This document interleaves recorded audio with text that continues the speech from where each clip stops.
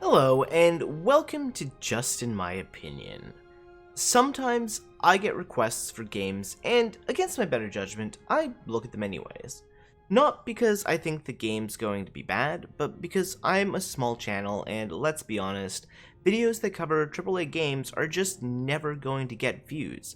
Bigger channels also get these games weeks before me, so it's hard to compete.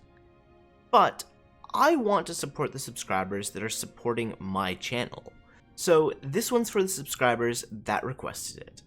I'm also running a giveaway, so stick around to the end for a little more info on that. Today, I'm looking at Star Wars Jedi Fallen Order, the much-hyped, single-player, not filled with microtransactions Star Wars game that explores a brand new story that ties into established canon. Now, a lot of people have actually been appraising EA for taking a chance here and not stuffing the game with additional ways to monetize. I'm not going to praise them. They made a game, and I'm going to judge it on those merits alone.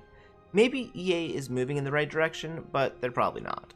First things first, what is Fallen Order exactly?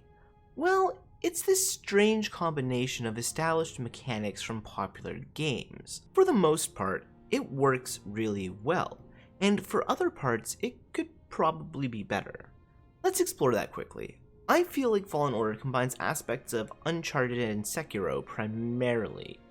You'll spend a lot of time climbing and exploring, and some of the rest of the time working with a Sekiro-style combat system that favors blocking and precision over hack-and-slash combos. I'll explore this in parts and try to bring it all together at the end. Let's start with what I'm calling the Nathan Drake sections of the game. Here, you'll be exploring various environments, using your Jedi abilities to traverse terrain, and honestly, flexing your triceps to hold on to every piece of terrain that you can. These sections tend to be slower when you first play through them, not particularly rewarding, and to me felt like a time sink where I'd prefer to just be doing other things. As you unlock abilities, you'll be able to traverse terrain in different ways. Maybe you'll encounter an object you need to freeze and run through, or run against, or climb on. There was a lot of potential in the traversal puzzles that could be created with the skills established. However, the designers seem to largely reuse the same obstacles, the same puzzles, and once you've made it through a few areas, you know what to expect in the future. I feel like there were a lot of creative ways obstacles could have been created to weave all of your skills together to access new or secret areas. But in reality, this only happened in one or two very specific instances. Basically, the Nathan Drake section of the game had potential, but level design really held it back. If I wanted this style of gameplay, I'd just go back to Uncharted. Fallen Order just fell flat. You know where Fallen Order didn't fall flat? Combat. Now, I'm not going to say it hit a home run either, because it didn't, but the combat was enjoyable and occasionally made you actually genuinely feel like a Jedi. My first playthrough of the game was essentially on the game's equivalent of hard mode, so in theory, combat was supposed to be somewhat tricky. You learn how to parry, deflect laser blasts, and use your force abilities to skew combat in your favor. You can also learn other combat abilities that might enhance your force powers, provide new extremely damaging attacks or combos, and generally helping you fit more into that Jedi mold. Here's the thing, combat in this game is really simple and extremely rewarding. There was a bit of a learning curve, and unfortunately once you passed that, nothing seemed too hard anymore. I thought maybe this was a result of only being on hard, but after my first playthrough, I shifted over to Grandmaster, made it through half of the game and only died once, to a stupid choice that would have realistically killed me regardless of the difficulty I was on. I don't know if this is a bad thing though, because the game actually becomes more enjoyable once you master the combat. Not in the sense that you feel like you're beating some crazy difficulty curve, but in the sense that you can genuinely enjoy flailing your lightsaber around and feeling like nothing in the world can stop you, like it should feel when you're a Jedi. There's two other things I need to talk about quickly. First, there's a story here.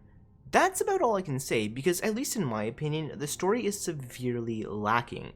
It's hard to explain without spoiling the game, and I'm not going to spoil the story. However, as you progress, characters seem to be forgotten, goals seem to be invalidated, and there's at least one character who seems really cool, but gets about 5 seconds of story focus before there's nothing left. There are also villains and subplots that are completely dropped or genuinely have zero purpose to the greater plot being developed. It was just a general letdown. Second, there's the end result of what the exploration aspect of the game rewards the player with. As you progress, you'll find chests and items on the side that essentially serve as skins for your lightsaber. It's a potentially cool concept, customize your Jedi weapon. However, the problem is that for the most part, changes aren't noticeable.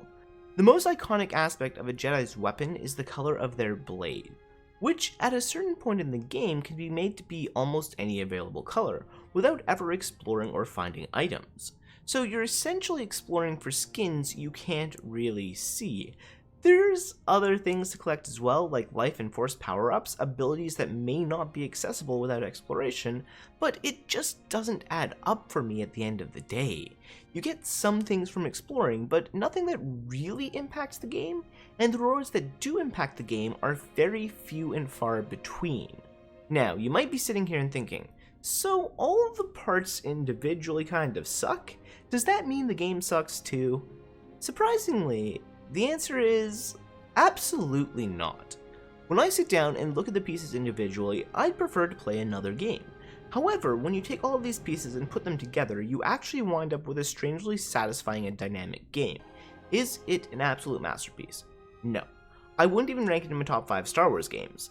Do I think I'm going to remember this game in a year from now? Probably not. The story and the characters won't stick with me, and if I want any of the individual pieces, I'll replay another game like Sekiro. But it's still a good game. It's still a game that I absolutely enjoyed playing. It made me want to keep playing, and it made me want to finish the story. Here's the thing. There hasn't been a solid Star Wars game in a long time, so it fills that void for me, and it'll probably happily tide me over until a better Star Wars game is released in 10 years from now. So if you want to play a solid Star Wars game, give Fallen Order a shot. And don't forget, this is just in my opinion. If you feel like I left something out, disagree, or just want to suggest a game for me to review, leave a comment. I feel like I didn't love this game as much as a lot of other people, so I really want to hear what everyone else here thinks. Additionally, I streamed my entire playthrough on Twitch, so if you want to see me play the games that I review, check me out over there.